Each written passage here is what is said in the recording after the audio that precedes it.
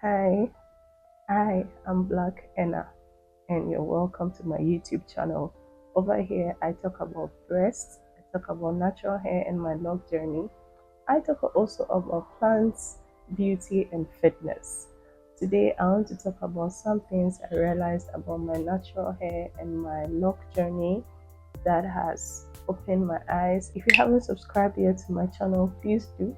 Also hit the bell button so you're notified each time I upload a video, which I do every week, so you don't miss out.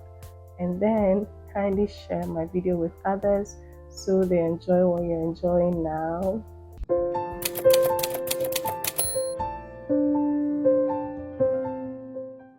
I want to talk about something very crucial: the sizing of my locks and the issues I found with them.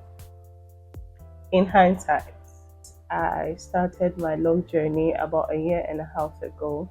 I installed the locks myself using 2-strand twists, and today here I am. I remember when I was starting, I got a few cautionary notes about the sizing of my locks. I really wanted to have tiny locks because I know how fluffy my hair can get. I know how curly my locks was at the time when I had loose natural, and I wanted to have that feel with my locks. But then tiny locks make you get the full look, but it comes with its own disadvantages, and that's what I want to share with you today.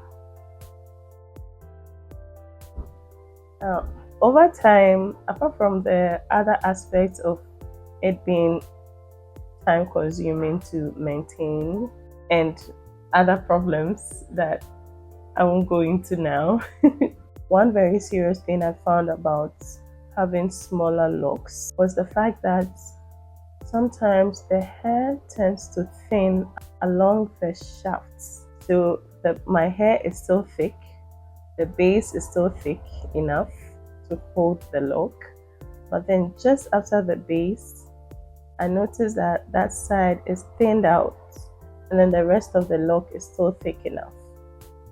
And that is definitely a looming sign that you're going to lose the lock. So the base is going to be there and the main lock is going to fall off because it's thinning out. Let me demonstrate. Okay, let me use this for example, right? This is a joint lock. Okay, so this is the base. This is the entire length of lock, right? It is joined. Now notice something strange here. Look at the end of the lock here, right? From here all the way here.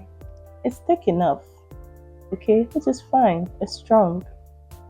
But then, when you're getting to this side, it's kind of thin. And I'm wondering why it is so.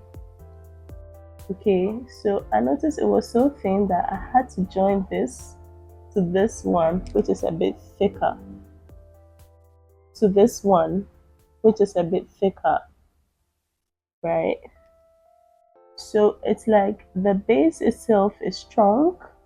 It's really fine, really. If you look at it, there's enough hair at the base. I really don't have a problem with it. It's strong enough. But the problem is after the base, what is going on here is my issue. It's so thin. Alright, that's not the only place where I've noticed this problem. Now, if you look at this too, the ends are just okay, right? The ends are fine, but then you can see that there was some thinning here, and that caused me to join them. Look at this too, okay? Especially this.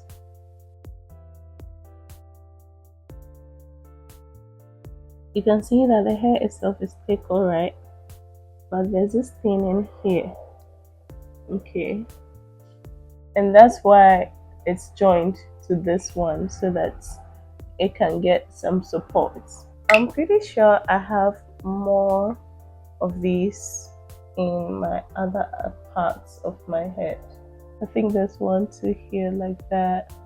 So the solution to that, if you notice something like that, obviously, is to either cut off the hanging parts and let the new growth come up, or you just join to make the base thicker and support it.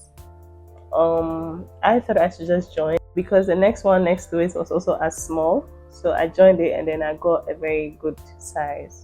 Do not choose your sizing just based on the fact that you want to have tiny looks. You should pay attention to the fact that it may thin out when you have small locks. I'm actually quite lucky that I have thicker locks a bit. I have like naturally thick hair to some extent. I used to think I was a thin hair girl, but then after getting these tiny locks, now I realize my hair is not actually thin. They're actually very thick, and it's helping to keep the lock strong. Now that is very important because if the lock is not strong, you're going to lose them. And then what's the point? If you're going to go through all this maintenance routines and all of that, and then some years down the line you lose the lock when you don't want to. I mean, it makes the work kind of difficult, right? With the back of my head, for example, one thing I'm grateful for is the fact that there hasn't been much thinning at the back relative to the front, but even with that, I've still had to join some of the locks because I was anticipating that some of them may be thinning over time. For example, this one, I had to join it to this stronger one here because I was concerned that the base was not enough. I didn't have enough stronghold here. But generally, most of the locks did not need joining, which is good. I didn't have to combine most of them, you know. So that is that for these ones here. So those are the reasons why it is important to really consider, especially if you have naturally thin hair or naturally sparse hair, if you want to have tiny microlocs, because you may experience thinning of microlocs and you don't want that. And I understand that some people, even though they have sparse or very thin natural hair, loose hair, they still want to have a lot of locks on their head. It may not really work out for you because of the hair you have. Remember, the longevity of your locks depends on the base of your hair. If you have a lot more thickness at the base, the lock is going to last longer. If you haven't started your locks yet, it is very important to consider how thin or how thick your hair is and look at how strong your base is if you want to have locks. Locks is not for the weak.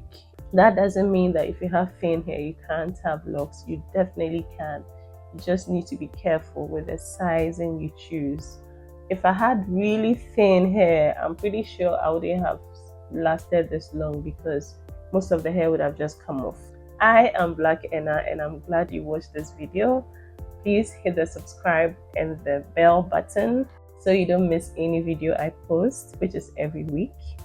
Also, leave a comment down below. What has been your go-to size when considering microlocs? What have you done if you saw any thinning in your locks? You may share it here and it may be useful for others as well. And I'll see you in the next video.